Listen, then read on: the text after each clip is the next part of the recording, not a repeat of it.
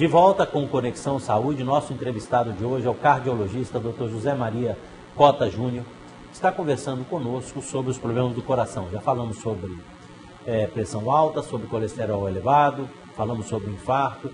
Você que tem suas dúvidas pode ligar, o telefone é 92992834672. Tem o aplicativo WhatsApp, você manda a sua pergunta que aparecerá aqui no vídeo. Nós já temos até uma pergunta que eu gostaria que respondesse, se a produção puder colocar.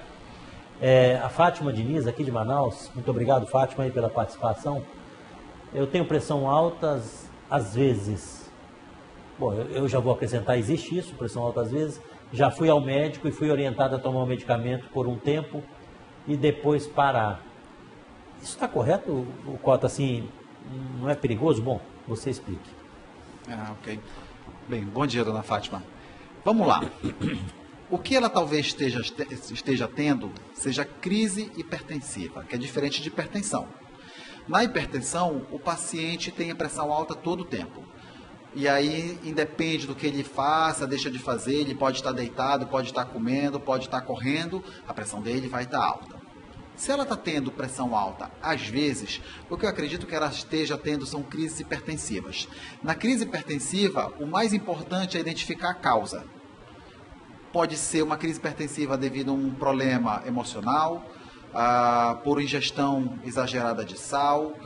E aí, nesse caso, tem que tratar mesmo o fator causal. Não adianta tomar só o medicamento.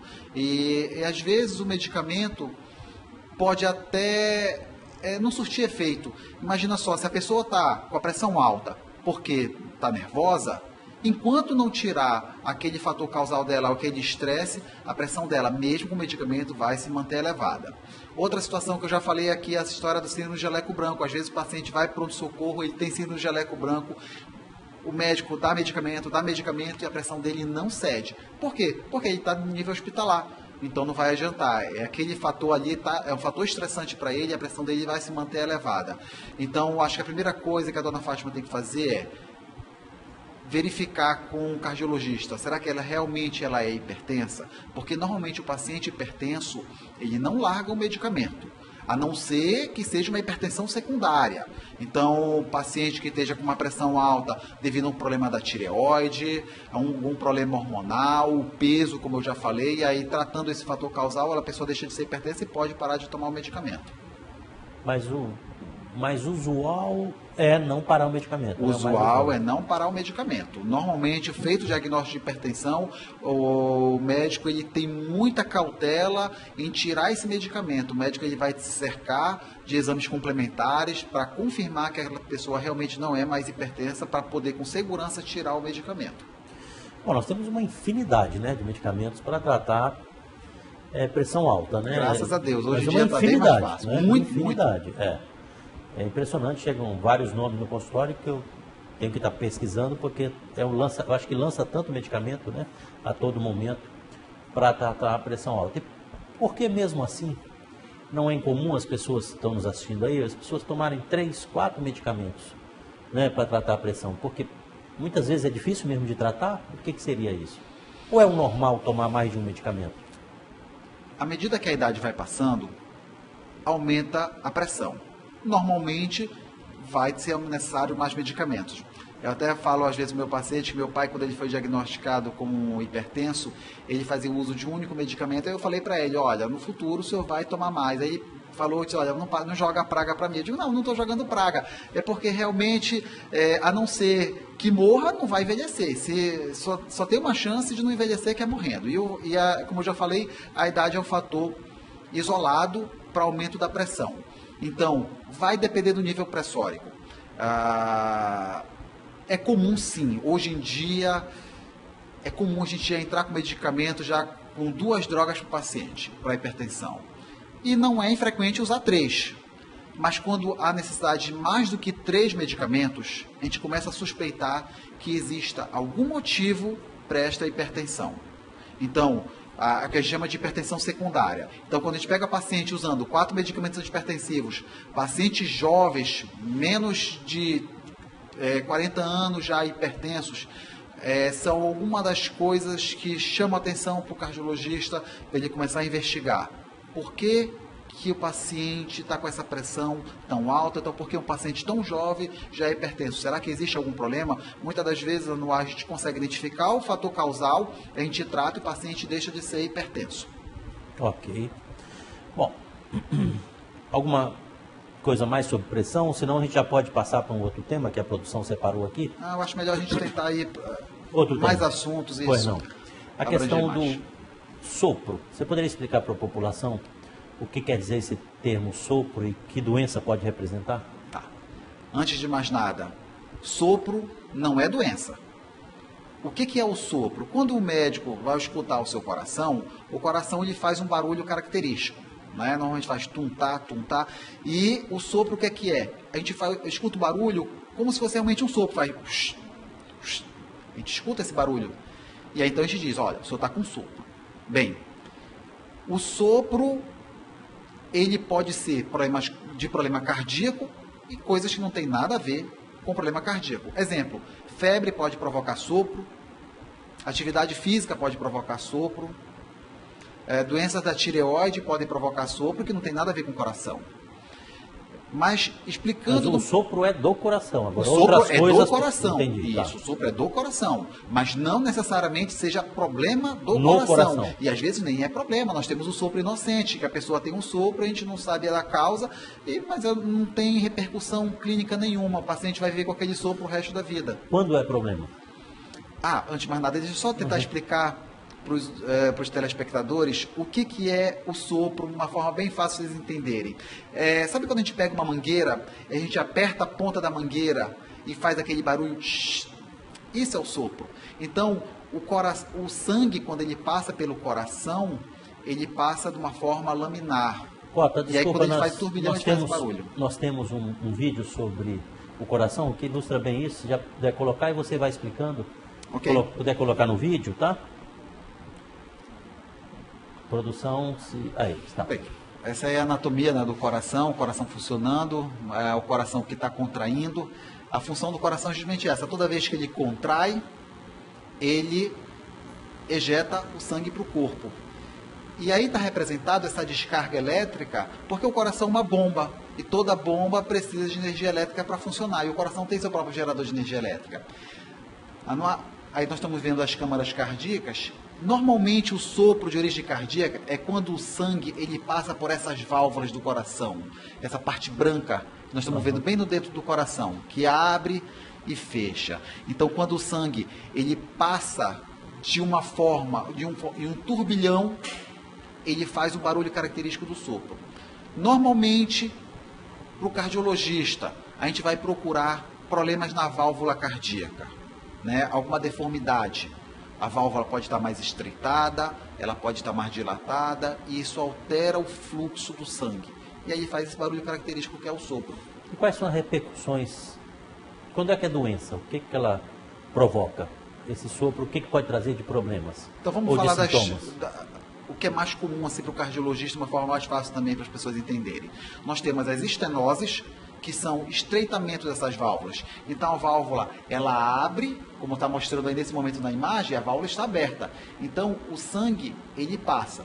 Se essa válvula estiver fechada, diminuir, o sangue passa com muita velocidade, porque diminuiu a passagem do sangue. E aí faz o sopro. Então nós temos esse tipo de sopro, que é por estenose da válvula, e nós temos o sopro por uma dilatação, aonde o sangue ele deve ir apenas numa única direção e ele não vai. Ele vai e volta porque a válvula não fechou. E aí acaba fazendo o barulho característico. O problema disso? Bem, o principal é que não vai haver um fluxo de sangue normal para o corpo. Então vai diminuir o fluxo de sangue, a quantidade de sangue que sai do coração vai diminuir. E com isso diminui a quantidade de sangue também que vai para o cérebro. Vai para o corpo, aí a pessoa pode começar a sentir cansaço, que é o principal sintoma, mas também pode provocar problema de inchaço no pé. Ok. Nós temos uma pergunta da Ana Monteiro, aqui de Manaus também. Muito obrigado, Ana, que cabe bem aí no tema. Meu filho nasceu com sopro, talvez a produção sopro inocente. Exato, escrevi nocivo, o que não precisa operar. O cardiologista diz que com o tempo normaliza. É perigoso, ela pergunta. Eu também acrescento, no caso, essa criança vai ter alguma limitação ou pode ser criança mesmo? Bem, se o cardiologista falou que o sopro é inocente, de parte do princípio que vai ter vida normal. Ok. Então, assim, dona Ana, se o seu cardiologista falou, fique tranquila. Realmente existem problemas no coração, como eu falei, o sopro não é doença. A gente encontra, logo no começo, quando eu comecei a falar de sopro, eu falei do sopro inocente. E existem problemas que realmente, com o passar dos anos, o coração vai crescendo e vai mudando a estrutura do coração, e aí a pessoa deixa de ter o sopro. Então, sim, realmente isso aí não é perigoso. Se o cardiologista já confirmou para a senhora que é um sopro inocente, fique tranquila e tem que ver com ele só se há necessidade de fazer uma avaliação de 6 meses, de ano em ano. Tá, nós temos mais uma pergunta, telespectador. Se a produção puder colocar no vídeo. Em que idade existe maior propensão de sofrer um infarto? O Fernando Santos, aqui de Manaus, também pergunta. Tá. O infarto está diretamente proporcional à idade. Maior a idade, maior o risco de infarto. Bem, quando a gente vai fazer uma investigação num paciente, a gente vai procurar risco familiar, né? Você já teve tem um pai que já infartou, uma mãe que já infartou, um irmão. Então, a gente considera hoje como risco homens a partir dos 55 e mulher a partir dos 65. Essa diferença de idade também, um dos fatores aí é a menstruação, né, que funciona como papel protetor para a mulher. Então, vamos colocar de uma forma geral, a partir dos 50 anos, eu já recomendo o paciente realmente ter que procurar um cardiologista, mas eu acho que o mais importante aí é avaliar fatores de risco. Quanto mais fatores de risco, maior o risco. Nós temos escalas para poder avaliar isso, em termos de percentual. Então, se a pessoa tem idade avançada, diabetes, tabagismo, o risco aumenta. Ok. Vamos de novo a uma próxima pergunta. Enfim. Ok, vamos lá. Essa questão do sopro. O que quer dizer, por exemplo, o sopro inocente é aquele que não faz mal, mas qual é o critério que o cardiologista usa? Não dá sintomas? O porquê que um sopro é inocente, o outro não? O outro é culpado? Colocando de uma forma bem prática para entender, o sopro inocente é aquele que não vai fazer mal. O que foi feito? O cardiologista com certeza pediu um ecocardiograma, ele avaliou que as válvulas do coração estão bem, que há um fluxo normal de passagem do sangue pelo coração, que não há um aumento do tamanho do coração, que as estruturas do coração está tudo normal e que este sopro que está aparecendo não vai provocar lesão a nível de músculo. Então, a partir daí, é uma forma assim, bem simples, bem didática de explicar, é que a gente considera o sopro inocente. E às vezes, como eu falei, a gente faz uma investigação ampla, não descobre nada, mas clinicamente o paciente tem um sopro. Ok. E aí é considerado inocente? É considerado inocente nesse ponto. E essa criança, ela tem que continuar fazendo exames para ver se esse sopro continua inocente ou não? Ou é não, inocente e encerrou? Não, normalmente, se o médico identificou que não tem problema nenhum, volta a dizer, tem que ver.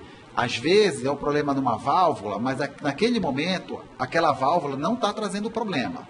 Então, nesse caso, vai ter que ser feita uma avaliação. Aí o médico vai dizer qual o tempo que ele acha, que ele julga que é necessário, talvez repetir esse ecocardiograma. Mas, normalmente, se foi exaustivamente investigado, não foi identificado nada, não, vida normal para a criança. Ok. Isso, inclusive, o produto. Certo. Pode ser adulto. Nós vamos de novo a um rápido intervalo comercial. Você pode continuar participando. O telefone pelo WhatsApp é o 929-9283-4672. Questão de 2 minutos, voltamos aqui com Conexão Saúde.